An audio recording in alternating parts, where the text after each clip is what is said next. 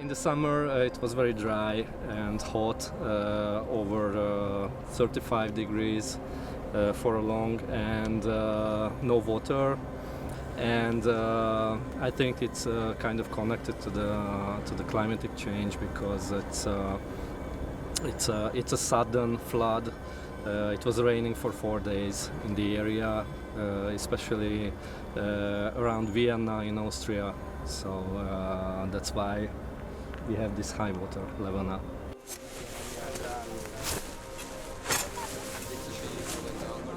Tehát minden homokzsákot elhelyeztünk a kritikus pontokra.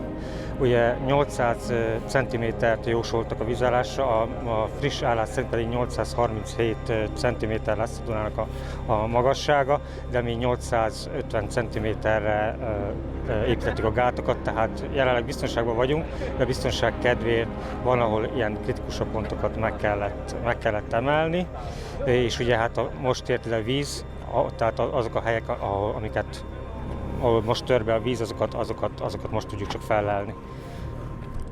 Azt gondolom, hogy itt Gönyön a védekezés most már rendben van, tehát én azt gondolom erről a helyről itt, hogy itt is a védekezés rendben van, tehát a házak azok védve vannak, de elkerülhetetlen lesz itt is valamilyen mobilgátnak az építése, ez a következő 1-2 évben valószínűleg meg fog történni, mert az biztonságosabb.